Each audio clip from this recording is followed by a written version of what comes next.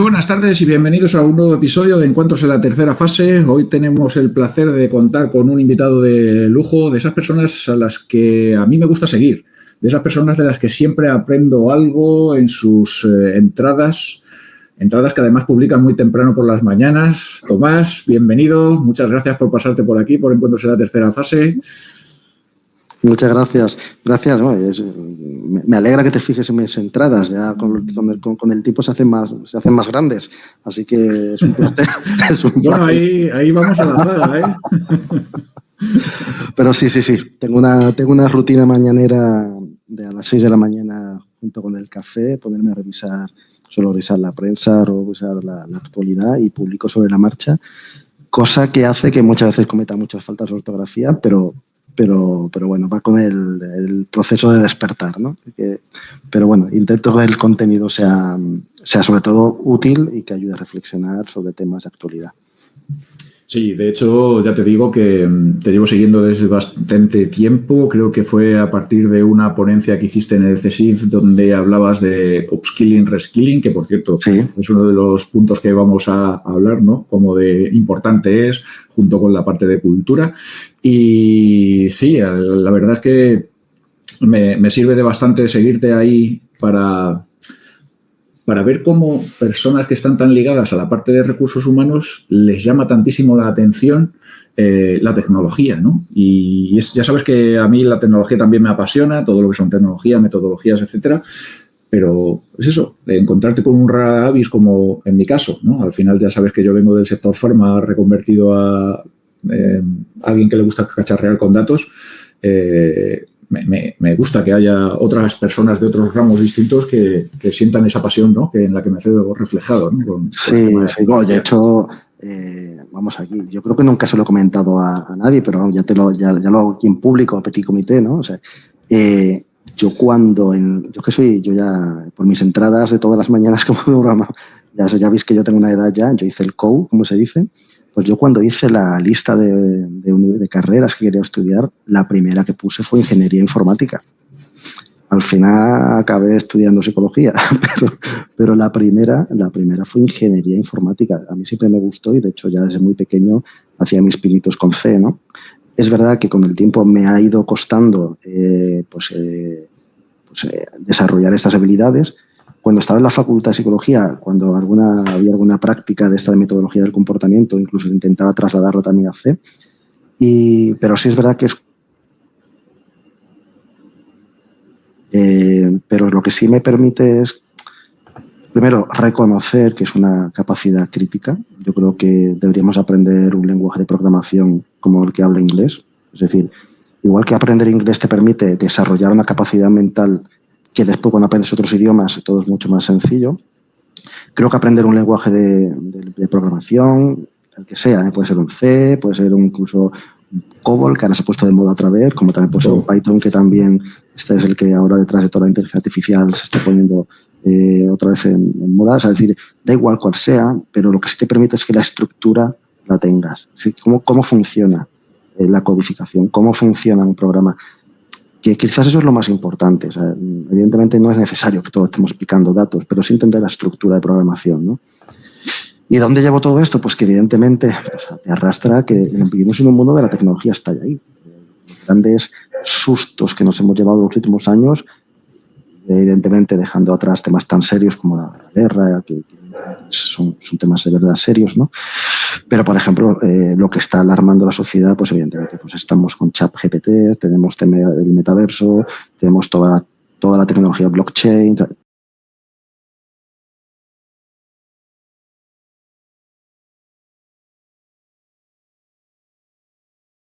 O sea, todo eso es tecnología que poco a poco se va integrando en nuestros procesos y que van a llegar también a los procesos de gestión. Esos están ahí y algunos son todavía latentes, otros van a ser muy visibles en breve. O sea que una cosa lleva a la otra, mi interés desde el principio y la situación del momento. Genial. Sí, la verdad es que, bueno, es apasionante, ¿no? El momento que vivimos a día de hoy con tantas noticias tan parece un vergel, ¿no? ChatGPT, todo lo de la inteligencia artificial generativa, ya no sea solo de texto, de vídeos, de imágenes, lo que tú mencionabas, ¿no? Desarrollos como tipo de las gafas de Apple que estábamos hablando por detrás de bastidores, ¿no? Cómo va todo ligado, cómo están creciendo las capacidades para el día de mañana seguir apostando por la parte de metaverso, realidad virtual, realidad aumentada. O sea que sí, vivimos un momento interesante. Pues espero que interesante sea la agenda que tenemos para hoy. Tenemos esos 4 puntos. Recordar siempre que, bueno, somos un poco anárquicos en el grupo de Meetup y podemos saltar de una a otra, olvidarnos algún punto y comentar de algún otro. Entonces, sin más dilación, nos vamos a meter en faena y comenzamos. La paradoja del talento. ¿Qué pasa aquí? Cuando buscas... Bueno, yo creo que aquí es uno de estos temas que nos asombra a todos los que trabajamos con personas, ¿no? Y es que estamos viendo una situación donde cada vez se están abriendo más posiciones que no se están cubriendo, no porque no haya personas disponibles, sino porque no existe ese perfil. Fíjate que en nuestra conversación de bastidores hablábamos de ese perfil, por ejemplo, de recursos humanos, que fuera mitad recursos humanos, mitad tecnología, que son tan necesarios pues, para automatizar los procesos de recursos humanos y personalizar los servicios de recursos humanos. Ponte a buscar en un departamento de recursos humanos a alguien que tenga ese perfil. No es nada fácil. O sea, yo estoy seguro que mañana sale una posición de se busca especialista de recursos humanos con experiencia en RPA, experiencia en automatización, personalización. O sea, te vuelves loco. Y evidentemente es un ejemplo, ¿no? Y esto ocurre en todas las funciones, ¿no? Pero pongo el ejemplo de recursos humanos porque recuerdo hace unos años en un artículo que publicó la revista de Harvard Business Review, donde ponía un listado de las funciones y cómo estaban viviendo la transformación digital. Evidentemente, la primera aparecía marketing comercial, ¿no? Porque evidentemente son los que más rápido ven la oportunidad en todas estas tecnologías, y las últimas eran finanzas y recursos humanos. Entonces, claro, dices, jolines, algo tan evidente, ¿por qué nos cuesta tanto? Pero en resumen, todas las funciones al final están demandando un montón de posiciones donde todavía no tenemos gente, y es muy duro esto, porque al final hay mucha gente en el mercado, o sea, y no pueden optar a estos puestos porque no están preparados o no tienen los requisitos del puesto. A eso me refiero con paradoja del talento, ¿no? De hecho, eso está muy ligado a 2 puntos. Uno, comentábamos, empleabilidad. Si sabemos que hay unas necesidades puntuales en unos perfiles que ahora demandan, ¿no? El tener unos skills, hablábamos de skill de data, skill de tecnología, de distintas... porque el RPA al final lo que hace es ser más eficiente. O sea que es algo que puede ser cross a cualquier sector, ¿no? Si quieres eficientar tu puesto de trabajo, que menos que saber funcionarte con Teams, poder generar un flujo de trabajo y una automatización para que cuando tengas que mandar, yo que sé, un comunicado sean mucho más eficientes y, bueno, pues ordenar tu carpeta de Outlook simplemente de un plumazo generando todo ese tipo de reglas, automatizaciones, ¿no? Al final buscamos eficientar nuestro puesto de trabajo. Y el segundo, ¿no se está creando a raíz de esos perfiles tan específicos en los que no se encuentra una burbuja? Porque aquella persona que sí que tiene esos skills realmente es la que ahora mismo está poniendo el precio. Absolutamente. De hecho, esto es una conversación que hace ya algunos años estoy teniendo con directores de recursos humanos, ¿no? Y es que cuando te enfrentas a este tipo de posiciones, resumidamente hay 2 formas de alcanzarlo, ¿no? Una es contratándolo, comprándolo, y otra es desarrollándolo. No hay mucho más. Claro, cuando tú utilizas la opción de contratar, cuando tienes un grupo tan pequeño de profesionales, lo estás inflacionando. Es decir, cada vez que estás cambiando de empresa, estás generando más valor, más valor, más valor. Y yo les decía hace un par de años a este colectivo de directores de recursos humanos, decía, es que tenéis que proyectar esto en el tiempo, porque esto que estáis asumiendo ahora mismo no va a tardar mucho tiempo, pueden ser 3, 4, 5 años, donde ya ha ocurrido en muchas posiciones, dejéis de pagarlo y decidáis, oye, yo ya no puedo pagar esto, se me ha ido de madre. Entonces, en ese momento la pregunta que hay que hacerse es, oye, tenemos plan B. Y el plan B es, me voy a poner a desarrollar personas.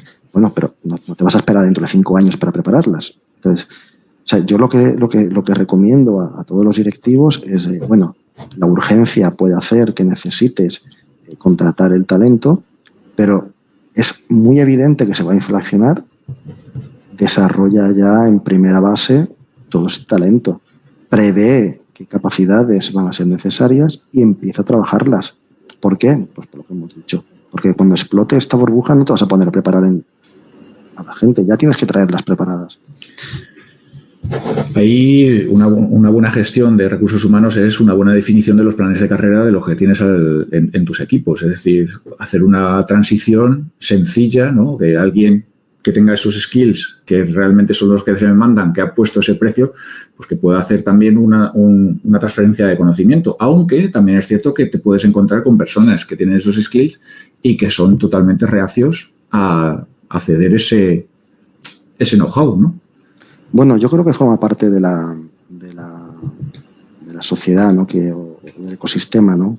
También me gusta decir, ¿no?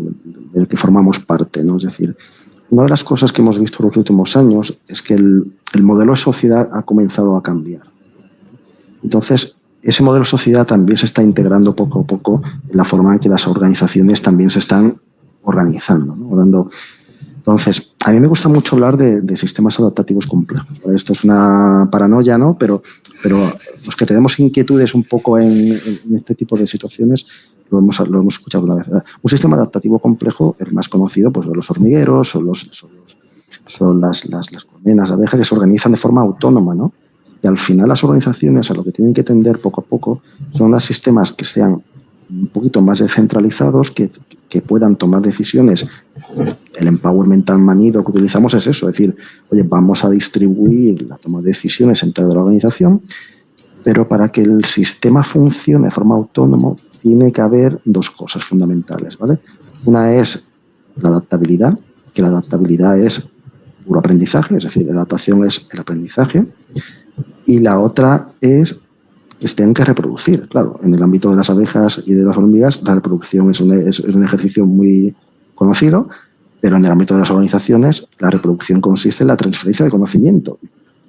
Por lo tanto, yo creo que una de las formas que tenemos que trasladar a nuestros empleados o nuestros equipos de talento es que para sobrevivir en estos ecosistemas a los que nos dirigimos, igual que en un hormiguero hay que reproducirse, en una organización tenemos que reproducir el conocimiento. Tenemos que ser capaces de que transfiramos el conocimiento y forma parte de esta cultura. Hablando de cultura, pues sabemos también que la cultura se define por comportamientos, ¿no? Pues, oye, dejar claramente definido que uno de los comportamientos que va a tener esa compañía es que las personas que tienen conocimiento lo tienen que compartir, porque forma parte de la cultura.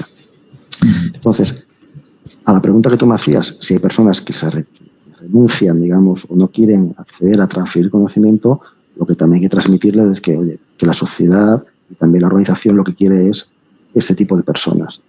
Y evidentemente hay que potenciar o incentivar el que las personas compartan. Muchos de los proyectos de mentoring, por ejemplo, que está viendo ahora mismo, se están enfocando quizás desde una perspectiva de relaciones, pero el mentoring es una herramienta de aceleración del aprendizaje. Por lo tanto, si tú incentivas a que las personas compartan conocimiento para acelerar el aprendizaje, incentivar significa money, ¿vale? Es decir, oye, te voy a incentivar en que, pues obviamente vas a reforzar ese comportamiento dentro de la organización y vas a hacer por lo que estábamos hablando, Alberto, vamos a conseguir que la gente comparta, pero claro, partiendo de esa premisa, que forma parte del ecosistema y que si no lo cumples hay que incentivarlo. Totalmente. Por eso es por lo que, entre otras cosas, me gusta generar comunidad como, bueno, pues este meetup, ¿no? Tener a personas relevantes como tú, como... Pero me falta el incentivo, ¿eh? El incentivo, Alberto, el incentivo. Eso ya quedaremos y nos tomaremos unas cervezas o lo que sea. Sí, no, es cierto. Al final, una de las cosas que más se valora o que más se tiene que tener en cuenta cuando estás creando equipos, ¿vale? Y sobre todo en empresas tipo multinacionales, es crear comunidades internas para que luego el conocimiento fluya. Lo que sí es cierto, yo estoy involucrado en un montón. Dentro de en mis empresas, en las empresas anteriores en donde he trabajado, donde estoy ahora mismo, me encanta escribir blog, hacer guías, aterrizar todos los conceptos, estar metidos en todos los saraos, porque creo que eso es vital, no solo para el equipo, sino para las propias organizaciones y luego también para mí, porque yo recibo mucho feedback. Sí. Y a lo mejor algo que yo pienso que hago muy bien, resulta que hay un modo más eficiente de hacerlo. Y sobre todo en tecnología, donde hay infinidad de caminos de hacer las cosas. Y otra de las cosas que también me encanta es los equipos multidisciplinares. Equipos multidisciplinares porque yo aprendo un montón de compañeros, pues Alberto de seguridad, Jaime de operaciones, Eduardo de cloud, y al final mantienes una relación con un grupo de personas que son muy buenos en lo que hacen y que no tienen problema en decir las cosas, ¿no? En cómo se hace, cómo se ejecuta, cómo se imbrinca una cosa y otra. Y al final eso genera una espiral de conocimiento. Ahí se decía me parece que es Spotify, ¿no? En el tema de los squads y demás, que al final buscaban justamente montar equipos multidisciplinares de 3, 4, 5 expertos en distintas áreas para justamente esa sinergia fuera cogiendo cada vez más poder, ¿no? Ese es el reto y ahí donde está también la dificultad, ¿eh? Yo, no sé si sabes que también escribo relatos, ¿no? Que esa es una aficiones, ¿no? Y hemos hecho varios libros, ¿no? Pero el tercer libro, que se había publicado hace muy poquito con Editorial Colima, que es la de Retos Humanos, mi relato se llama El problema eléctrico. ¿Y en qué trata el problema eléctrico?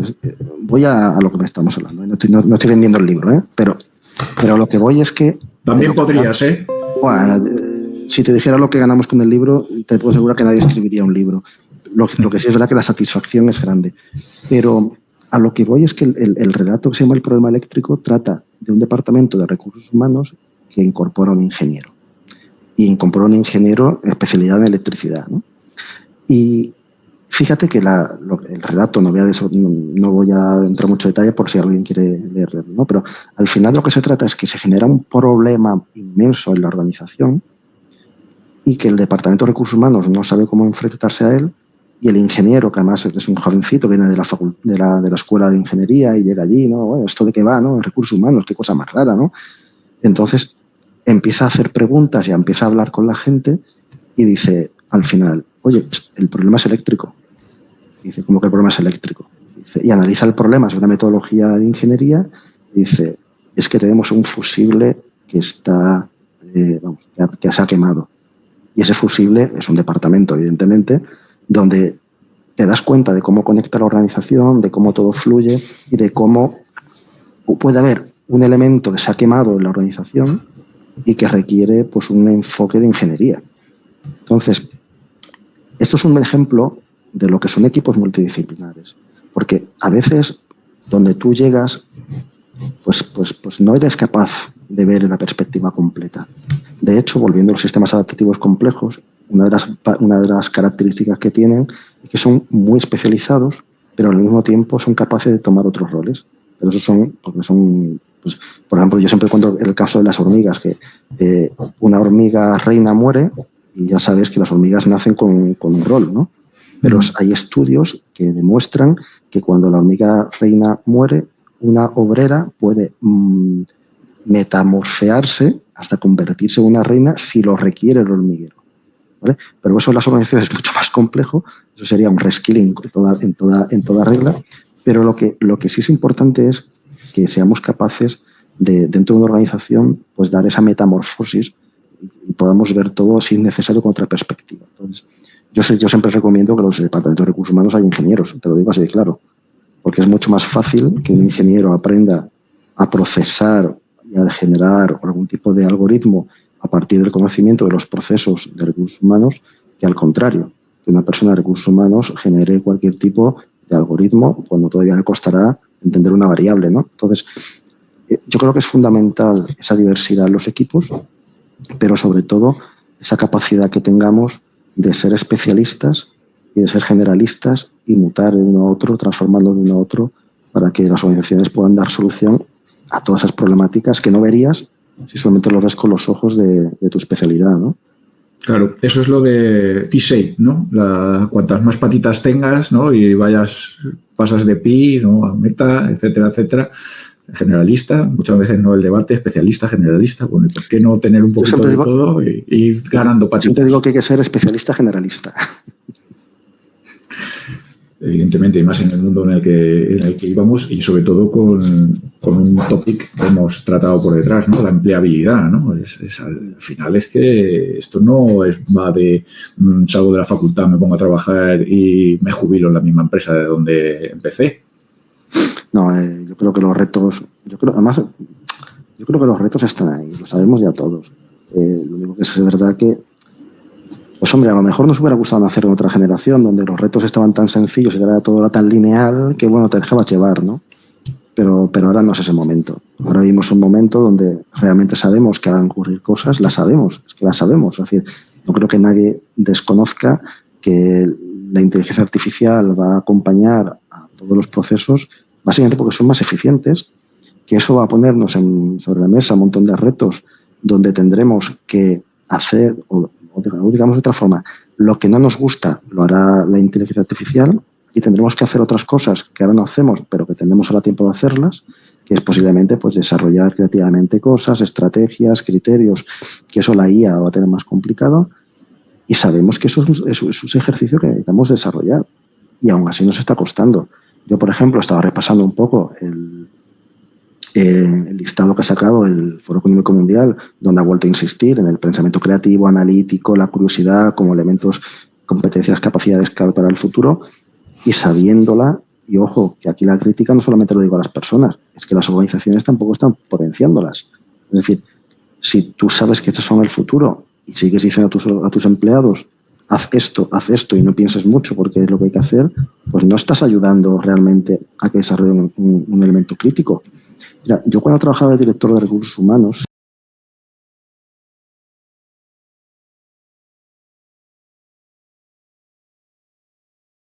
siempre pongo el mismo ejemplo porque funcionó, es que realmente funciona. O sea, si al final la clave, porque yo sé dónde está el miedo de las organizaciones, el miedo de las organizaciones está en, si le digo a todo el mundo que se ponga a hacer cosas creativas, esto es un circo. Y yo lo entiendo. Por eso la clave, y aquí eso es uno de los papeles fundamentales de recursos humanos, es, vale, puede ser un circo, pero ¿a que no sería un circo si yo le digo a las personas hasta dónde pueden llegar? Oye, este es el campo de juego, en este campo de juego, es como cuando en el fútbol dicen a un defensa, oye, juega tú, te puedes mover hasta aquí y puedes pasar el centro del campo solamente si el medio campo se queda un poco atrás para protegerte. Esas son las reglas de juego. Puedes unirte al ataque si te cubren la espalda. Pues esto es igual, ¿no? En la organización, oye, te puedes ir por aquí, pero si te cubre alguien. Pues de la misma forma. Porque eso lo que permite es que podamos seguir experimentando. Y el ejemplo que quería comentarte es que cuando yo en Norgine me incorporé en el año 2010, salí en finales del 19, justo para la pandemia, pero uno de los momentos clave fue cuando empezamos a transformar la organización incorporando elementos de innovación. Y el elemento clave fue enseñar a los managers a gestionar las ideas que ponían sobre la mesa los empleados. Es decir, si queremos potenciar ese pensamiento creativo, ese analítico, esa curiosidad, tenemos que enseñar a nuestros managers que cuando alguien venga con ideas, sepan responderlas. Y no tienen que decir ni que sí ni que no. Nosotros lo que hicimos es algo que llamamos lo que llamamos la cultura del business case, ¿no? Es decir, cuando te llegue alguien con una idea, decirle, oye, pues llámamelo un business case. Porque el business case al final, ¿qué es lo que hace? Pues es un ejercicio donde si la idea es buena, la vas a reafirmar. Y si la idea no es buena, el propio empleado que tenía la idea se va a dar cuenta, porque al construir los números faltan cosas. Entonces, eso te permite, tanto al manager, potenciar la capacidad creativa, la analítica y el tomar decisiones, pero llevándolo a un business case. Antes de probarlo en el terreno, que puede ser un caos, oye, vamos a llevarlo al papel. Y luego en la siguiente reunión me lo cuentas. Que no me convence, sigue pensando que si algún día lo maduras más, me avisas. Que me gusta, oye, lo llevamos juntos y a ver qué pasa. Y gracias a esto, yo me acuerdo que en el año 2013 salió una idea de montar el delegado de visita médica virtual. Lo llamamos el IREP, año 2013. Fíjate, así mucho antes de que llegara la pandemia. Porque a alguien se le ocurrió que eso podía ser una forma muy interesante de llegar a las zonas donde no llega nuestra cobertura. Oye, pues si lo planteamos, y además el proyecto salió muy bien, que no tuvo continuidad por otros elementos. Pero a lo que voy es que la cultura se transforma muchas veces dando herramientas para que lo gestionen. Entonces, ¿qué ocurre? Que ese elemento del manager y del directivo que potencia el que la gente piense, haga casos, reflexione, lleve las ideas a números, eso se hace poco. Es más fácil decir a una persona, oye, la idea me gusta, vale, o no me gusta, no. Pero si no va de eso, va de que le digas a la persona, hazme los números, analízalo, hazme las preguntas que sean necesarias para llevarlo al caso. Pero así es como se genera una cultura de innovación. Sí, dos apuntes ahí. Uno, lo estuvimos hablando en el episodio con Cristina Redondo, hablando de metodologías.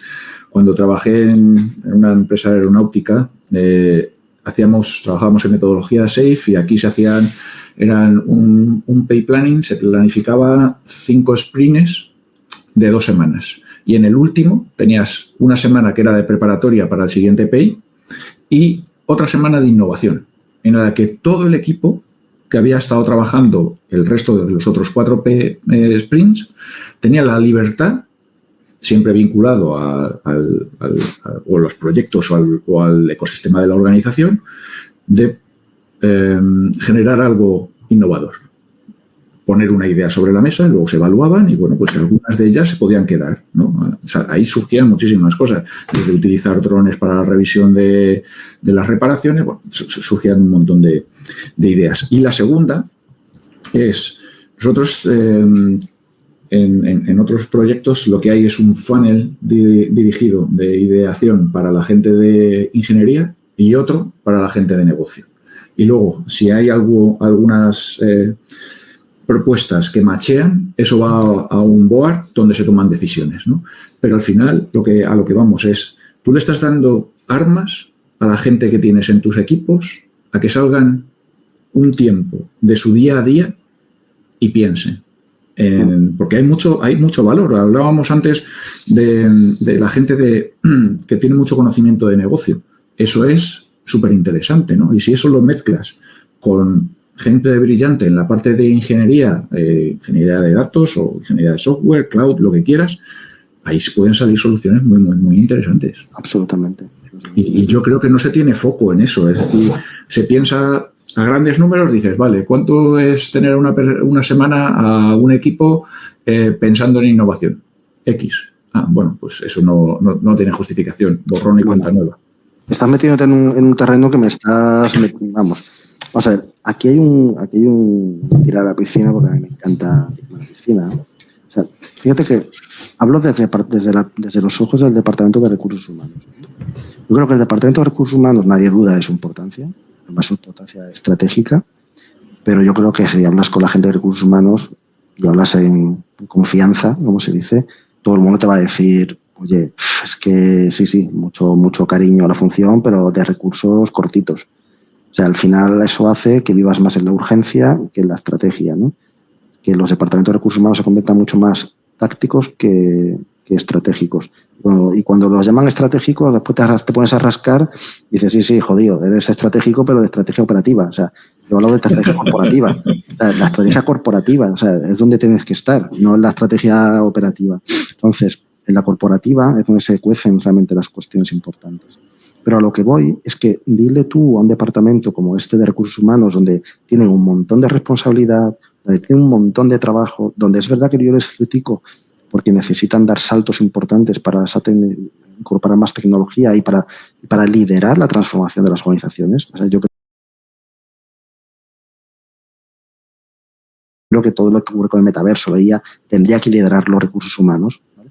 Pero claro, tú dile a un departamento que está, en algunos casos, en el mejor de los casos, con una persona de recursos humanos por cada 100 empleados, dile que pida un recurso para ingeniería de procesos o para, yo qué sé, para curar data, o sea, un curador de data, porque, claro, recursos humanos quiere saber si sus datos son buenos o no, pues, o sea, y te van a decir, joder, pero es que me hace falta antes otras personas. Es que necesitaría una persona que estuviera más cerca de los empleados para escucharles. Pues esa es otra de las paradojas que estamos viviendo. Es decir, absolutamente hay que enriquecer los equipos, pero la verdad es que en recursos humanos hay que invertir mucho más, ¿eh? Porque si no, esto no va a tener solución, ¿eh? Y cuesta mucho, ¿eh? Oye, justificar un ingeniero en un departamento de recursos humanos cuando tienes que buscar a lo mejor alguien que te ayude en reclutamiento, en selección, en desarrollo. Es muy complicado, ¿eh? Recursos humanos yo creo que necesita mucho cariño en ese sentido, de que están hasta arriba con muy pocos recursos y mucha presión, ¿eh? Y mucha presión, ¿eh? Ya me imagino. Tenemos una pregunta de Julio. Nos pone textualmente. En la actualidad se está poniendo mucho énfasis en la sostenibilidad, ¿cierto es? Responsabilidad social corporativa, etcétera. En este sentido, y pregunta, ¿cómo se consideran los aspectos de sostenibilidad al seleccionar e implementar nuevas tecnologías y procesos digitales? ¿Cómo lo ves tú en el ámbito de las organizaciones con las que normalmente te estás... Yo creo que aquí hay varios elementos, evidentemente se toman muy en cuenta, sobre todo más en la gobernanza que en la dirección, ¿vale? El ejemplo más sencillo yo creo que con blockchain lo hemos vivido. O sea, blockchain cuando vivíamos en las pruebas de digamos de fuerza, digamos, el work of proof, o sea, al final se gastaba muchísima energía y que al final pues bueno, eran muy complicadas para las organizaciones justificar inversiones en generar tecnología blockchain con todo el gasto energético que tenía, ¿no? Ahora con el merge de Ethereum, pues bueno, ahí hemos tenido la posibilidad de casi descontar un 90 y tantos % del gasto energético. Entonces, ahí ya se abre la puerta a que la tecnología pueda tener sentido. Con la IA está pasando lo mismo. Estamos jugando mucho con ChatGPT sin tener en cuenta la cantidad de computación que hace falta para generar esos resultados. Entonces, yo creo que hay que manejarlo con mucha delicadeza. Es decir, la sostenibilidad pasa, por el caso de blockchain, pues posiblemente entregar un poco o ceder en seguridad a cambio de menos coste energético. Y con ChatGPT, cuando la gente me pregunta, yo creo que no es la tecnología que va a perdurar por esto. Es decir, es un modelo, creo que se han dado cuenta, preparar el modelo GPT-5 cuesta mucho cálculo de computación y posiblemente surjan modelos más eficientes de este tipo de LLMs, ¿no? Entonces, yo creo que esos temas hay que tenerlos en cuenta. De hecho, cada vez se utilizan más los consejos de administración, cada vez más se demandan perfiles con experiencia en tecnología, porque esta visión es importante. O sea estas apuestas a nivel de gobernanza hay que tenerlas presente. La IA implica unos gastos energéticos muy fuertes y de computación. Y eso hay que tenerlo presente, por supuesto que sí. Esto nos enlaza con el siguiente apartado de la agenda. En las organizaciones se está preparada para reemplazar a los altos directivos y consejeros. Estábamos hablando de formación, de empleabilidad, un escalón más abajo. Hablábamos de los skills, ¿no? De tecnología, datos, todo lo que está viniendo, eso donde se tiene que reacondicionar, ¿no? Es la alta dirección. ¿Pero realmente se está preparado o no? ¿Cómo lo ves? Bueno, aquí hay muchas lecturas. Vamos a empezar por la más evidente, por mi experiencia, ¿no? En los consejos de administración, sí, se demandan ya perfiles de consejeros independientes con perfil en tecnología, por lo que hemos hablado anteriormente. Es decir, tiene que ser gente que en el consejo de administración pues sea capaz de poner sobre la mesa el impacto que tiene la tecnología en la eficiencia y la sostenibilidad, por ponerte dos ejemplos fáciles. Y eso está ocurriendo. Es decir, ahora los mandatos de consejeros interesa sobre todo que tenga experiencia en esa gente de tecnología. Eso por un lado. Luego está la parte más ejecutiva. La parte más ejecutiva, yo aquí me encuentro con un dilema, ¿no? Y es que al final del corto plazo a las compañías les da un poco igual. Es decir, al final lo que quieren es que a 1 año se consiga el objetivo, a 2 años se consiga el objetivo, y eso es un poco la dinámica, porque al final son los compromisos que tienen con sus accionistas o con sus propietarios, depende del caso, ¿no? Pero es verdad que hay que hacerse la pregunta, es decir, y además con el tema del metaverso y hice la pregunta en su momento en una conferencia que di. Es decir, en una conferencia que di sobre metaverso y recursos humanos, ¿no? Y la pregunta era muy sencilla, es decir, en vuestros planes de sucesión para el directivo que va a ser el puesto ese de dirección general, ¿está contemplado todas estas tecnologías? O sea, si yo cojo a dentro de 5 años y cojo vuestro pool de directivos de que van a ser directores generales, cojo a uno y está preparado para dentro de 5 años coger la posición, sabiendo que en 5 años la tecnología posiblemente ya habrá avanzado muchísimo más. Y esa pregunta es verdad que estresa bastante, porque claro, tú imagínate a compañías invirtiendo en ese pool de posibles directivos y que en 5 años la realidad fuera totalmente distinta y no pudieran enfrentarse a sus retos de ese momento, ¿no? Entonces yo creo que las empresas son sensibles a que tienen que ir incorporando estos elementos, pero también tienen que ser capaces de equilibrarlo bien, ¿vale? Que es esta magia, el equilibrium, ¿no? Que es la magia de todo, ¿no? Porque tampoco nos perdamos, o sea, es muy difícil mirar al futuro, pero pisando bien el presente. Es decir, tienes que prepararte para el futuro, pero sin obviar que en el presente la realidad que tenemos es la que es. Y es una realidad donde el metaverso todavía le queda por construir. Evidentemente el potencial está ahí y hay que conocerlo. La tecnología que detrás de la inteligencia artificial, el deep learning y todo el machine learning está ahí, pero todavía no es del todo eficiente.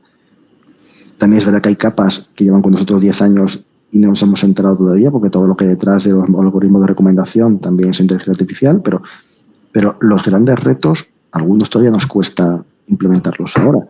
Bueno, pero hay que estar al tanto, hay que conocerlos.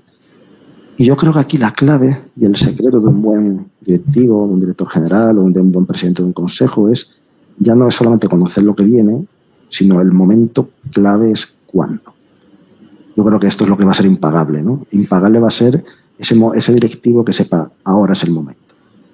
Ahora es el momento de desatar esta inversión o desatar este nuevo canal, porque eso es lo que va a hacer que no estés perdiendo dinero en una fantasía todavía o que llegues tarde y se vaya todo el garete, porque ya sabes que aquí los negocios exponenciales, en el momento que llegues tarde ya se te ha ido todo, ¿no? Entonces, esa es la magia, ¿no? La magia estaba en, oye, ¿cuándo me meto en este tema? Pero bueno, que esto al final es un poco la gran diatriba, ¿no? ¿Dónde vamos? Si estamos preparando los managers para ese proceso de sucesión y cuándo voy a manejarlo, ¿no? Ahí en el acertar en el momento, recuerdas que estábamos hablando de Carlos Torres y el ejemplo del BBVA, ¿no? En sí, se utiliza transformación digital, que lo tuvo claro. Dijo, ahora es el momento, y hace 15 años empezaron a montar todo alrededor de la adopción de tecnología y montar un banco digital, ¿no? Entonces, la verdad es que ciertamente hay personas que sí, hacen esa labor, ¿no? Y tienen ese momento, aprovechan el momentum, ¿no? Que está tan de moda y dicen, ahora. Y realmente son hitos interesantes, ¿no? Sí, no, evidentemente el caso de BBVA fue muy relevante porque aceleraron de un nivel, atacada, cambiaron el comité ejecutivo de una atacada, que esto es una de esas cosas que cuesta hacer una organización, ¿no? Entonces ellos decidieron, empezamos tabula rasa en temas de tecnología y vamos a convertir la organización en un referente y bueno, pues ya lo hemos visto, o sea, la aplicación de negocio digital de BBVA, pues, yo creo que era más reconocida ahora mismo, ¿no? Entonces yo creo que es un buen referente. Ellos dijeron, este es el momento, vamos a por todas, ¿no? En el ámbito sanitario, pues por ejemplo, en el ámbito sanitario no es que estemos llegando tarde, ojo, yo creo que aquí es un error de concepto importante. O sea, hace ya 7, 8, incluso más de 10 años ya se están haciendo inversiones en Big Data y en incorporar tecnología, ¿no? Digamos que también vieron rápido que el momento era y que llegaría, ¿no? Entonces yo creo que se están haciendo cosas, ¿no? Yo creo que en ese sentido se están haciendo cosas, pero el gran salto todavía no lo hemos dado, ¿no? Pero yo creo que sí, evidentemente hay compañías muy bien posicionadas, ¿no? Sí, de hecho yo siempre digo lo mismo. De hecho tengo un blog, un artículo publicado en mi blog hablando del día que me caí del caballo. Justamente en el 2014 leí un estudio, en el 2014 Merck, la farmacéutica, empezó a utilizar el Big Data para optimizar los procesos de fabricación, de síntesis de una de sus vacunas. Y el retorno que tuvo fue tan espectacular que decidieron empezar a explotar mucho más el dato. Claro. ¿No? Pues un farmacéutico como yo fue justamente el trigger que necesitó para lanzarse sobremanera sobre todo lo que era la tecnología y el mundo de los datos para, bueno, pues... Sí, precisamente por esa época creo que Roche también hizo una adquisición muy notable y compró una compañía de Big Data también para empezar a... O sea, digamos que por eso lo pongo como ejemplo que lo que ahora nos asombra realmente lleva ya tiempo maquinándose, ¿no?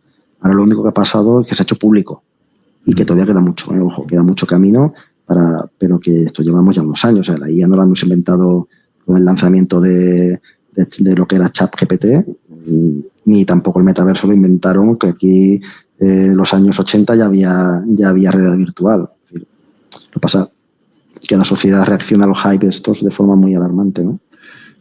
Sí. La verdad es que sí, nos movemos a ritmo de hype.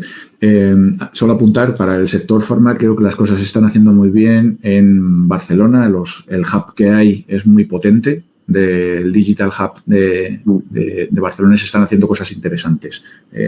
Para el que si hay alguno del sector y le apetece profundizar, hay gente apostando. Sí. Yo, de hecho, los miro con cierta envidia. No porque aquí no estemos haciendo en Madrid cosas bien, pero en Barcelona están construyendo un ecosistema muy potente y muy bonito. Sí. Saltamos a un topic que ya hemos tocado un poco así de refilón, reskilling, upskilling o cultura de innovación. ¿Cómo se cuece esto? Bueno, yo creo que aquí ya hemos ido hablando de cosas un poco dispares, ¿no? Anárquicas, ¿no? Como decías, ¿no? Bueno, al final es una cuestión, o sea, aquí no hay fórmulas mágicas, ¿no? Al final lo que hay que intentar son modelos eficientes, ¿no? Entonces, el upskilling no deja de ser un proceso donde realmente lo que haces es enriquecer tu posición, entre comillas, con nuevas habilidades, capacidades que se van integrando en tu posición, es decir, lo estás enriqueciendo. Yo siempre pongo el ejemplo, como vengo de la industria farmacéutica, siempre pongo el ejemplo de cuando el delegado de visita médica se le añaden las herramientas digitales por ejemplo, la visita médica virtual. Eso no es un reskilling, eso lo que estás haciendo es un upskilling de nuevas habilidades sobre el puesto, ¿no? Mientras que el reskilling es más parecido a la reinvención, ¿no? Yo siempre pongo el ejemplo, por no ser tan drástico, o sea, no es que soy delegado de visita médica, ahora soy funcionario del Estado, ¿no? Eso también sería un reskilling, pero dentro de las organizaciones, más en la industria farmacéutica, pues un reskilling podría ser pues pasar de delegado de visita médica a MSL, por ejemplo. Porque no solamente cambias de posición, sino del enfoque. O sea, el enfoque es distinto, la mentalidad es distinta y tienes que llevar otro tacto a la hora de tener tu relación con los interlocutores, ¿no? Es muy sutil, pero es un reskilling, ¿vale? Mientras que el cambio cultural, lo que suelo hacer mención, es que tanto la skilling y el reskilling son procesos que cuestan trabajo, cuestan esfuerzo. O sea, aprender una nueva habilidad implica muchas horas de vuelo y si es reskilling todavía muchas más. Por lo tanto, el elemento cultural lo que hace es de stopper o de facilitador. Es decir, si tú quieres transformar la organización y haces un proceso de upskilling de empleados con reskilling de otros y mezclas cosas y bueno, todas estas cosas que hemos hablado del perfil T, ¿no? Así versátil, especialista, generalista, que eso suena súper chulo, pero la cultura no la cambias. Esa persona que está transformándose está chocando continuamente con los comportamientos de la organización. Es decir, si tú le estás diciendo a una persona, ahora puedes hacer esto, pero la organización quiere hacer lo otro, estás frustrándola y al final estás limitando mucho el cambio a que esa persona resista todo ese proceso. En cambio, si tú lo que realmente estás convencido es en la transformación y acomodas la cultura, es decir, si tú estás enseñando a la persona a ir por el parámetro el A, pero tú ya empiezas a decir, no, a toda la organización, es que el camino es este, y estamos todos aquí y además lo incentivamos, pues ¿qué ocurre? Pues que evidentemente ese proceso de upskilling y reskilling que va por ese camino con la cultura preparada, pues es mucho más eficiente, mucho más rápido y mucho más beneficioso pues para todos, ¿no? Entonces, a eso me refiero con la cultura. O sea, la cultura es la magia dentro de todas las organizaciones, porque reúne todos esos comportamientos aceptados por la organización y que hacen que todos estos procesos de cambio, pues como te decía, sean más o menos ágiles, que puedan funcionar o que puedan ser todo lo contrario. ¿Sabes? Entonces, si acomodas esos procesos de upskilling y reskilling dentro de una cultura que también quiere cambiar, pues será todo mucho más eficiente, por supuesto. Aquí tenemos una pregunta de José María que nos viene a decir que cómo están las tendencias de las ofertas de puesto de trabajo, que si volvemos a la presencialidad, ¿cómo lo ves tú? Yo creo que depende mucho del sector. Bueno, esto también daría para mucho, ¿vale? Y lo primero que tengo que decir es que yo me dedico a la alta dirección, ¿vale? Es decir, yo me dedico a los perfiles de alta dirección y te puedo dar una foto desde mi perspectiva, ¿vale? Es decir, no sé cómo están todas las posiciones dentro del mercado. Eso sí, lo que tengo son relaciones y comunicaciones y conversaciones con las direcciones de recursos humanos y con las direcciones generales, obviamente también. Entonces, lo que sí me estoy encontrando, y voy al grano del tema del presencialismo y del trabajo remoto, es que se han dado dos circunstancias. Una, que desde la perspectiva regulatoria no se ha puesto las cosas fáciles, es decir, el que cuando tengas que superar un porcentaje ya tengas que ir a negociación colectiva ya te implica una serie de cuestiones a las que no te apetece enfrentarte, porque además puede condicionar otras negociaciones más importantes, ¿no? Con lo cual, pues si te lo puedes evitar, te lo evitas y dejas el teletrabajo en un día, que eso no te compromete todavía nada. Y luego a partir de ahí lo que haces es generar un poco pues una costumbre. Oye, mira, ¿te acuerdas cuando al monte nos veíamos, ese café, si es que trabajábamos mejor, bla, bla, bla, bla? Entonces, esas son dinámicas que hacen que las organizaciones pues al final acaben volviendo a la oficina. Pero luego cuando hablas con la gente que está teletrabajando, y de hecho me ha pasado muy recientemente de llamar a una persona para una posición que está teletrabajando por la circunstancia que sea y me lo puso como condición sine qua non, decir, oye, esta es mi condición y esto o se acepta o me bajo del carro, es que no me importa, estoy bien como estoy. Entonces, yo creo que la realidad es que se está volviendo a la oficina, se está volviendo porque se entiende que es más fácil cumplir con la normativa desde la oficina.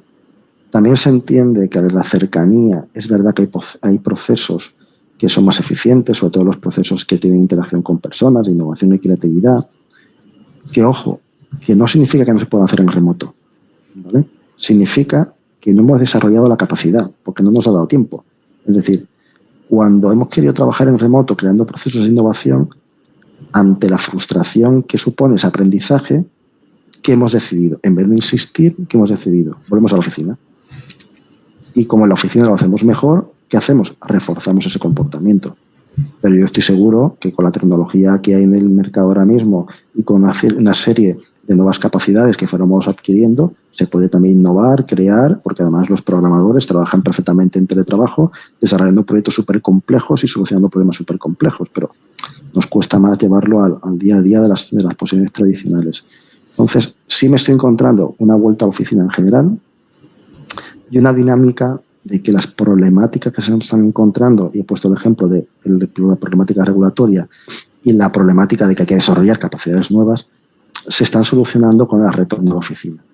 Y si eso le metemos pues que mola el ver a tus compañeros, recuerdas todo lo bueno que tenía el estar en la oficina, pues lo está poniendo fácil para que nos olvidemos de lo que es trabajar en casa, de lo que significa pues meternos en un atasco de la M30 o la M40 o lo que nos toque, porque evidentemente esos elementos siguen estando ahí, claro. Una pregunta que se me ha pasado antes, ¿cómo se gestiona el fracaso en la alta dirección? Pues aquí esto es complicado, ¿no? Depende. A mí me gustaría decir que el fracaso es la primera puerta que tienes que superar para el éxito, porque al final tienes que pasar por un proceso de aprendizaje y que todos hemos tenido que cometer errores para llegar, digamos, a nuestros objetivos. Y me gusta decir eso porque yo creo que es lo que debería ser. Luego la realidad es complicada. Es complicada. ¿Por qué?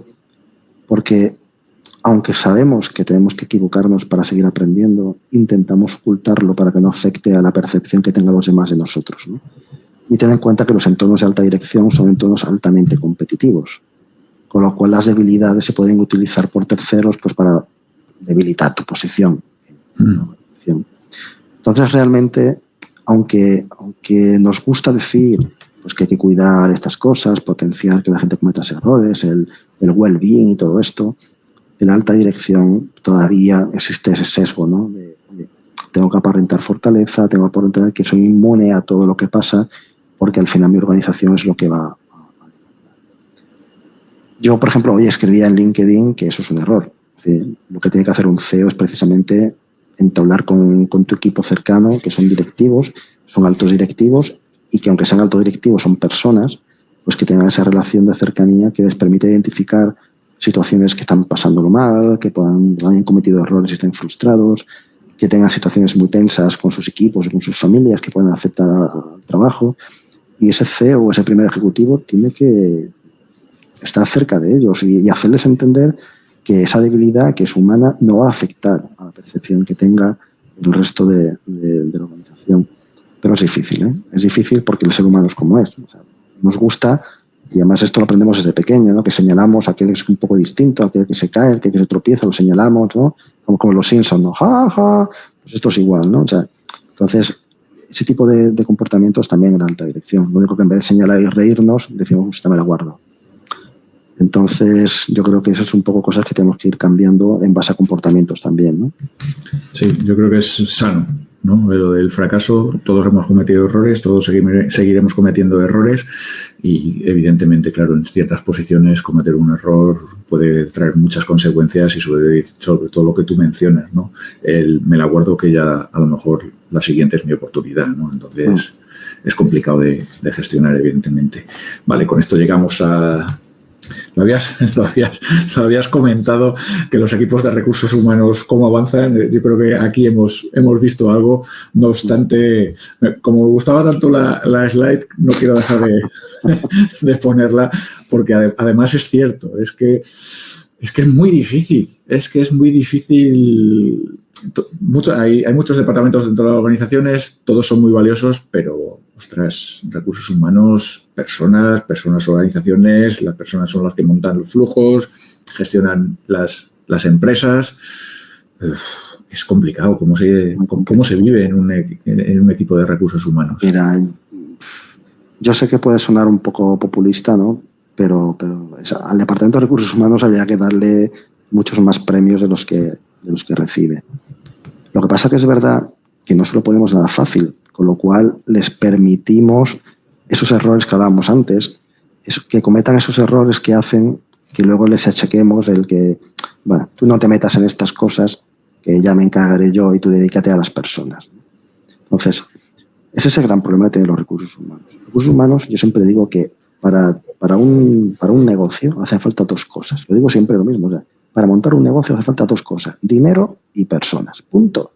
Con el dinero puedes tener productos, materia prima, lo que quieras, y con personas tienes ahí toda la mano productiva, decir, ¿no? O sea, y es que recursos humanos siempre digo que tiene el poder, entre comillas, sobre la mitad de la ecuación. Es decir, departamento financiero y departamento de recursos humanos son los pilares fundamentales de una organización.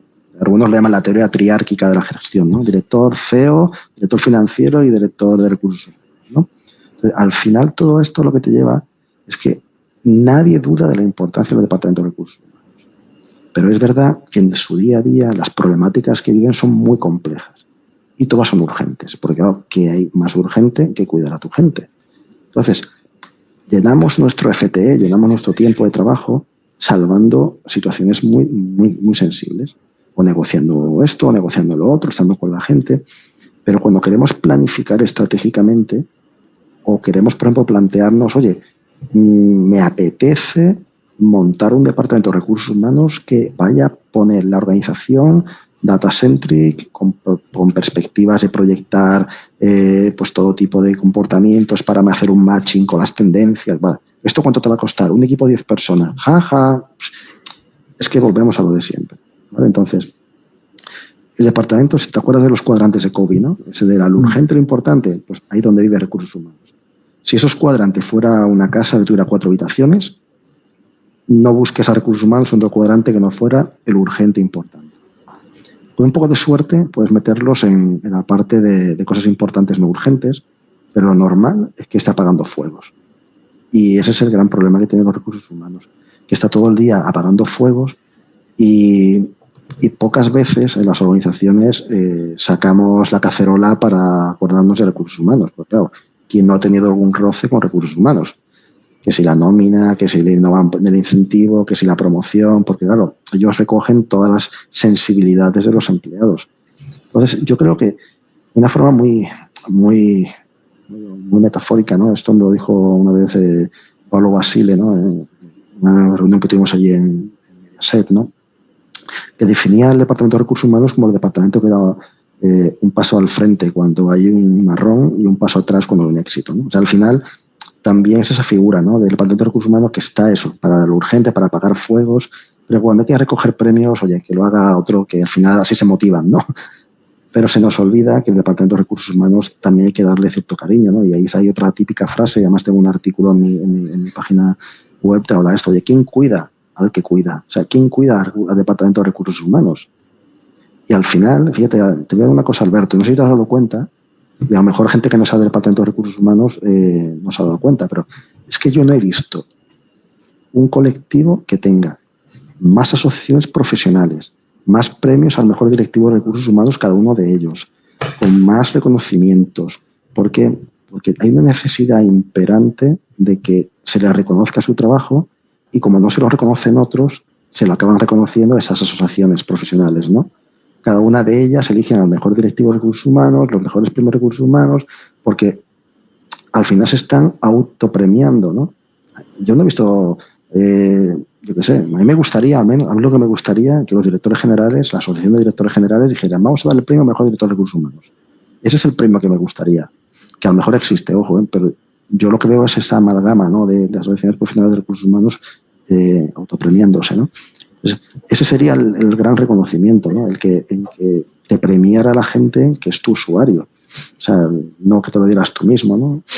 Y esa guerra constante, ¿no? De por el reconocimiento, por apagar fuegos, por no darte recursos, ese es el día a día de recursos humanos. Yo creo que es verdad que es un trabajo complejo, pero a mí me gustaría, dentro de la exigencia que hay que pedirles, también que tengamos empatía con ellos, porque es un departamento que realmente es que tiene mucho trabajo, mucha responsabilidad y no tiene muchos recursos, ¿eh? ¿Cómo casa eso con el rol que he visto publicado y he leído acerca del Chief Happiness Officer? Oh, Dios. Haberme lo dicho y no vengo. Algo me tenía que guardar para el final. Ya, pero estas son de las que me tienes que avisar, hombre. Esto tienes que avisarme. Esta pregunta me tienes que avisar. Pero como sé que te gusta meterte en faena... Ya, me has pillado traición. Vamos a ver. Yo no soy muy, por decirlo elegantemente, yo no soy muy favorable a este tipo de nomenclaturas que desvían la atención. Yo soy de la opinión de que la felicidad es algo personal y de hecho depende de tus expectativas. Es decir, el cumplimiento de tus expectativas es lo que va a generar la felicidad. O dicho de otra forma, esas expectativas van a generar una dopamina que va a generarte del cuerpo ese punto de felicidad, ¿no? Entonces, yo creo que la función de recursos humanos no es hacer felices a los empleados. Por lo tanto, me parece que llamar a un departamento de recursos humanos, departamento de felicidad, yo creo que no es lo correcto, ¿vale? Lo dejo ahí, ¿vale? Lo que sí puede hacer recursos humanos es que hacer que la actividad profesional que van a tener esas personas sea lo más confortable, cómoda, que haga que esas personas se sientan a gusto en la organización, que quieran ir a trabajar sabiendo que van a estar pues, participando en un proyecto bonito, donde el propósito es un propósito loable y que eso al final le puede generar felicidad o no. Pero a mí particularmente, ya te digo, esto es mi opinión. Aquí habrá gente que opine de una forma y habrá gente que opine de otra. Yo creo que el Departamento de Recursos Humanos está para ayudar a las personas a que hagan mejor su trabajo y eso puede hacer que la gente sea más feliz, pero yo creo que llamarle Departamento de Felicidad creo que no es el enfoque que yo entiendo que debería tener. Hablabas de expectativas y la generación de frustración. Yo creo que muchas veces los propios trabajadores empleados no tienen claras cuáles son sus expectativas, no tienen su misión, su visión definidas, no tienen... Claro. Y creo que eso es algo que realmente cualquier persona dentro de una organización o a nivel incluso personal se debería plantear, es decir, porque... Absolutamente. Pero vamos, siguiendo con el tema de la felicidad, ¿qué expectativa puede tener un empleado del Departamento de Recursos Humanos si se llama Departamento de Felicidad? O sea, le estás generando una expectativa de que si no soy feliz, estás fallando en tu trabajo. Fíjate, le damos la vuelta a la tortilla. Es decir, oye, si yo no soy feliz, el departamento de felicidad es que no es eficiente. Entonces, yo creo que, ¿ves? Esto es un ejemplo de lo que estábamos hablando. O sea, el departamento de recursos humanos, por supuesto, como tú dices, Roberto, tiene que transmitir a los empleados, oye, nuestra misión, nuestra visión, nuestra estrategia, estos son los objetivos que queremos alcanzar, cada uno de estos elementos tiene sus hitos, el completar estos hitos tiene unos premios para todos, compartimos un objetivo, una misión, jolines, pues en el ámbito sanitario, es que vamos a salvar vidas, vamos a generar un producto, o en el ámbito de la tecnología, pues esta herramienta va a mejorar la eficiencia del proceso y esto es una cosa que va a mejorar la vida de las personas. Oye, pues seamos responsables. Yo creo que vivimos en una sociedad madura. A una sociedad madura le podemos decir las cosas claras. Incluso una sociedad madura, y así creo que debería ser, podemos llegar a entender que el señor empresario que está hipotecando, es verdad que ganará mucho dinero, pero es su dinero el que está poniendo. Es su riesgo y si hay un problema el que va a la cárcel es él. Entonces, o sea, esas cosas son conversaciones de decir, oye, yo acepto que yo tengo un trabajo gracias a tu esfuerzo. Entonces, en este caso, tu esfuerzo, tu dinero y tus riesgos, ¿no? Pero a lo que voy es que una sociedad madura debería funcionar así. Es decir, pues esta compañía, estos accionistas, pues tienen un objetivo. Yo necesito dinero para tener una vida, absolutamente lógico. Pues vamos a trabajar para que tú consigas tu objetivo, que yo comparto, que estoy encantado de participar, que el ecosistema en el que trabajo es agradable, que me tratan bien, mis jefes me respetan, pues ya está. Y todos están felices, pero me falta ponerse departamento de felicidad. Saltando a otro mundo que sé que también te gusta, ¿cómo ves los retos de seguridad en un mundo hiperconectado? Esto es muy tecnológico, pero yo sé que tú tienes tu propia opinión. Bueno, es que es un tema muy peligroso. De hecho, o sea, es que el ser humano es muy dado al riesgo. Entonces, tú solamente tienes que hacer un experimento. Manda a tu organización un correo que diga, señores, buenas tardes. Oye, hemos recibido un correo en el que se pincha aquí y salta un virus. Por favor, no lo pinchéis. Luego hace el tracking de cuánta gente ha pinchado y seguro que ha pinchado un montón de gente. Porque tenemos la curiosidad de decir, me han dicho que hay un virus, pero yo quiero verlo. Entonces, fíjate, si en ese momento te puede llegar a ocurrir, y además esto que cuento no me lo he inventado, o sea, me lo dijo un manager de seguridad que hizo el ejercicio para valorar un poco este riesgo. O sea, nos gusta meternos en fregados. Entonces, evidentemente la seguridad es muy importante en todos los procesos que tenga una organización. Pero luego hay otros que vienen de la mano de herramientas adicionales que vamos incorporando en nuestro día a día, por ejemplo, WhatsApp, Telegram y todas estas, ¿no? Bueno, más WhatsApp que Telegram, que es descentralizada. Pero a lo que voy es que muchas veces compartimos información por WhatsApp o hemos hecho, por temas de ChatGPT, hemos metido incluso información reservada o hemos manejado algún tipo de foro donde hemos puesto en riesgo la organización. Os voy a poner un ejemplo que evidentemente no puedo nombrar de dónde viene, pero es un ejemplo muy elocuente, ¿no?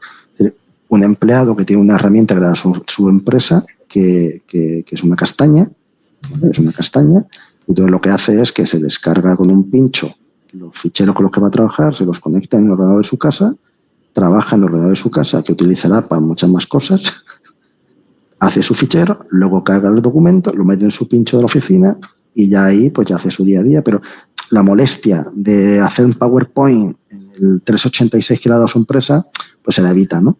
Y prefiere su i7 que se ha comprado por Navidad, ¿no? Entonces, esto son cosas muy habituales, ¿eh? Entonces, no tenemos una percepción de los riesgos de seguridad y eso sin entrar del teléfono móvil, donde entramos en un montón de aplicativos que tienen mucho riesgo también. Entonces, yo creo que falta mucha cultura, falta muchísima información, fíjate lo que te voy a decir, Alberto, igual que con los puestos de trabajo, hacemos un análisis de los puestos de trabajo y hacemos una identificación de los riesgos, falta que los empleados reciban por cada una de las aplicaciones que utilizan el análisis de riesgos. Es decir, oye, tú trabajas con estas aplicaciones y estos son los riesgos que tiene esta aplicación. Y los tiene Teams, Los tiene WhatsApp, los tiene cualquier aplicación, ¿vale? Entonces, cuando utilizas el móvil, cuando utilizas Facebook, no te voy a dar nada de Facebook, que ahí tenían troyanos por todos lados. Es decir, o sea, en el fondo, yo creo que eso es lo que falta. Una verdadera cultura organizativa y hacer como las fichas de empleados. Por cada aplicación que utilice, análisis de riesgos, que todos tienen que pasar por ahí y tienen que conocerlos. Porque es un problemón. O sea, ¿te acuerdas lo que pasó en el Clinic de Barcelona? O sea Sí. esto fue... O sea, esto fue una barbaridad. O sea, una barbaridad que vino por un ransomware, pero que vino de dentro, claro. Y ya cerrando, una última pregunta que nos acaba de poner Daniel. La voy a reinterpretar, ¿vale? Porque me parece interesante. Estamos hablando de integración en las organizaciones, responsabilidad social corporativa, ¿no? Y comentaba esa parte, ¿no? De integración de personas con cierto grado de discapacidad. ¿Eso alguna vez se verá en alta dirección? Uf, qué buena pregunta. Porque veníamos, ¿no? Diciendo, nos llenamos la boca de la responsabilidad social corporativa, inclusión... No, Alberto, esta pregunta nos va a poner a todos la cara colorada. A todos. A todos. Yo primero. ¿Por qué? Mira, hace unos años, estando en Norgine, hicimos un proyecto muy bonito con la Fundación Envera, ¿no? Y es una fundación, pues bueno, vinculada a en ese caso, al mundo de la aviación, bien de Iberia, y bueno, tenían una fundación vinculada a ayudar a discapacitados, ¿no? Y entonces llegamos a un acuerdo con ellos para incorporar algunas medidas, ¿no?